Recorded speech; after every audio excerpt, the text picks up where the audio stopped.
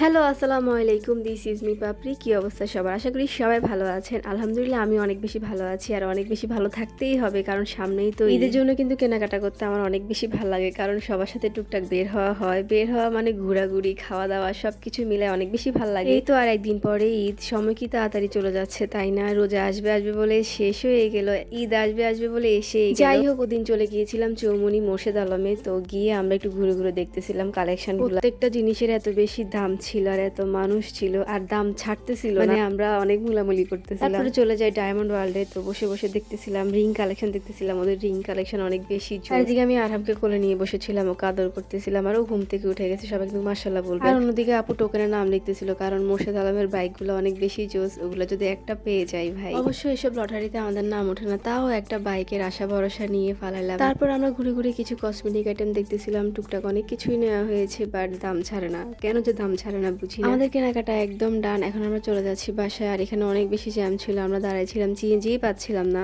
Finally একটা রিক্সা নিয়ে বাসায় চলে যাচ্ছিলাম। আর ওদিন এত বেশি গরম ছিল, এত বেশি রোদ পড়তেছিল ভাই রে ভাই। পরের দিন চলে যাই সুপার মার্কেটে এই টোকেন গুলা ফালানোর জন্য। মানে আজকে চান রাত, কালকে কিন্তু ঈদ। সবাইকে অগ্রিম ঈদের অনেক অনেক শুভেচ্ছা, ঈদ মোবারক। রেডি হয়ে চলে গেলাম আমি আর কাজিনকে নিয়ে সুপারে। ফার্স্টে গিয়ে মতন টোকেন গুলো আমি ফালাচ্ছিলাম এক এক করে সুন্দর করে। তারপরে টুকটাক যে কেনাকাটা ছিল ওগুলো ঘুরে ঘুরে করতেছিলাম। তারপরে এই দোকানে এসে তো আমার চোখ পুরো থ হয়ে গেছে। এই দোকানের কালেকশন গুলো এত বেশি সুন্দর, এত বেশি জোস, ভাবতেই আমার খুশি খুশি লাগতেছে যে কালকে ঈদ। ওয়াও, খুব এক্সাইটেড। আর আজকে কিন্তু সুপারে আগের তুলনায় মানুষ খুবই কম ছিল, সেজন্য আরো ভালো লাগছে। আমাদের কেনাকাটা শেষে আমরা চলে যাই বাসায়। আর এখানে যাওয়ার সময় দেখতেছিলাম যে মসজিদে প্যান্ডেল করতেছে, এটা দেখে খুবই ভালো লাগতেছিল যে হ্যাঁ কালকে ঈদ। আর বাসায় এসে আমি আমার ফেসটাকে ভালো করে ক্লিন করে নিচ্ছি অর্গানিক কেয়ার বাই তাসপিয়া আপুর ওই অর্গানিক সোপটা দিয়ে। আর এই সোপটা কিন্তু অনেক বেশি জোস। অনেক অর্গানিক সোপে কিন্তু এরকম ফেনা হয় না, বাট আপু সোপে এত বেশি ফেনা হয়, অনেক বেশি ভালো লাগে। আর আপনাদের যাদের মুখে ব্রণ আছে তারা কিন্তু এই সোপটা নিতে পারেন। আপনাদের মুখের সমস্যা অনুযায়ী কিন্তু আপু সোপ দিবে। আর এদিকে আমি দেখাচ্ছিলাম যে আমার মুখে 2টা ব্রণ উঠছে, ঈদ বলে কথা উঠবে। তারপর আমি আমার ফেসে একটা প্যাক লাগাচ্ছিলাম। এখানে দিয়েছি কফি, বেসন, চিনি, মধু দিয়ে একসাথে মিক্স করে লাগাচ্ছিলাম। এটা আমার থেকে অনেক বেশি জোস লাগে। আপনারা বাসায় একবার হলো এই কফির প্যাকটা লাগাই দেখতে পারেন, অনেক উপকার পাবেন। আমার থেকে তো অনেক ভালো লাগে, আমি মাঝে মাঝে এই কফির প্যাকটা বানাই। আর লাস্টে বরফ 2 টুকরা নিয়ে মুখে লাগাচ্ছিলাম। তো এই তো আজকের ব্লগটা ছিল এই পর্যন্ত। কেমন লেগেছে আপনাদের থেকে অবশ্যই কমেন্ট করে জানাবেন। আজ এই পর্যন্ত, সবাই ভালো থাকবেন, সবাইকে ঈদ মুবারক, আসসালামু আলাইকুম।